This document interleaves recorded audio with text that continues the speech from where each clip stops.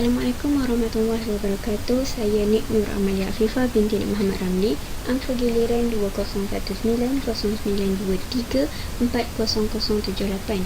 Baiklah, video pendidikan ini adalah hasil pelaksanaan tugasan 1 kerja khusus bagi kursus EDUP 3053 Teknologi untuk Pengajaran dan Pembelajaran. Mari lihat video di sebelah.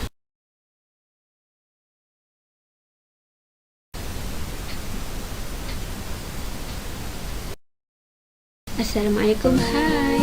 Hari ini kita akan belajar tentang sirah Rasulullah bertajuk Tahun Kesedihan. Apa yang dimaksudkan dengan tahun kesedihan? Tahun kesedihan atau dalam bahasa Arabnya ialah Amul Huzni, merupakan tahun di mana Rasulullah diuji dengan pelbagai ujian dan dugaan menyebabkan baginda merasa sangat-sangat sedih.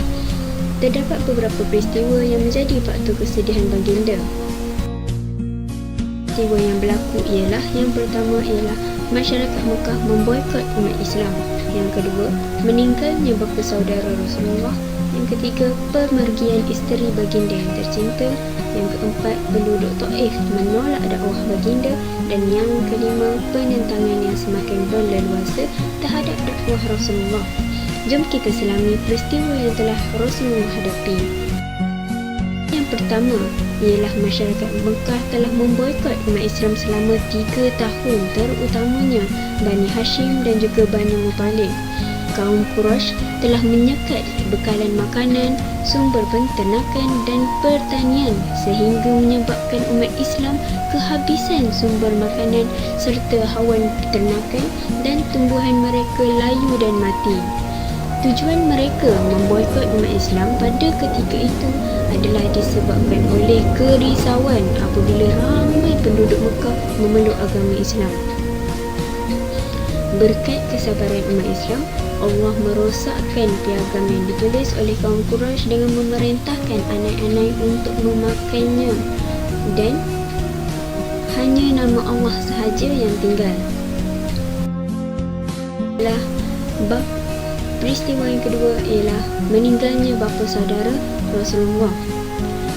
Bapa saudara baginda telah jatuh sakit sehingga menjadi kurus dan telah meninggal dunia.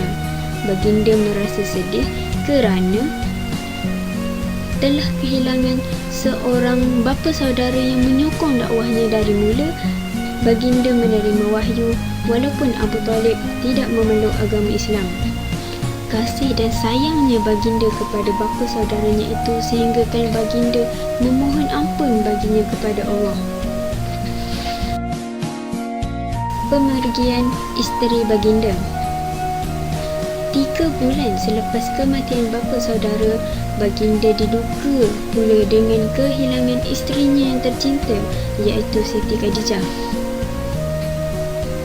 Baginda sangat sedih kerana Siti Khadijah telah banyak berkorban dan juga merupakan pendengar yang baik dan sentiasa memberi sokongan dan semangat kepada baginda. Siti Khadijah merupakan orang yang pertama memeluk Islam tanpa menghiraukan pengaruhnya sebagai bangsawan ketika itu mungkin akan terjejas. Peristiwa yang keempat ialah penduduk Taif menolak dakwah baginda.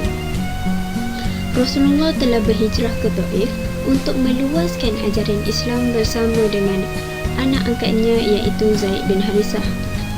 Namun, kedatangan baginda pada awalnya disambut baik oleh pemimpin-pemimpin Taif.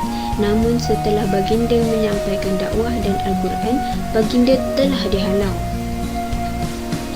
Penduduk Taif telah menghina Rasulullah dan kaum-kaum musyrik telah menyuruh kanak-kanak melemparkan batu kepada baginda sehingga tubuh baginda tercedera. Walaupun Rasulullah diperlakukan sebegitu, namun baginda tetap berdoa kepada Allah untuk tingkatkan kesabarannya dalam menyebarkan Islam, dan juga baginda mendoakan supaya Allah mengampunkan dosa dan beri hidayah kepada penduduk Taif. Dan peristiwa yang akhir sekali ialah penentangan yang semakin berleluasa terhadap dakwah Rasulullah. Abu Talib dan Sayyidatina Khadijah merupakan antara orang yang paling berpengaruh dan disegani oleh penduduk Mekah.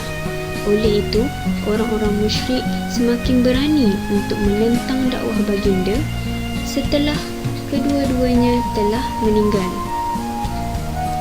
Mereka menghina Rasulullah dengan melemparkan debu, kotoran haiwan serta menabur duri di sepanjang jalan yang Rasulullah lalu. Mereka juga semakin berani untuk merancang membunuh baginda. Akhir sekali, peristiwa yang berlaku menunjukkan bahawa walaupun baginda seorang rasul, namun baginda tetap diuji dengan pelbagai dugaan, malah lagi berat dari apa yang telah kita diuji. Maka itu sahaja perkongsian saya. Moga bermanfaat. Bye.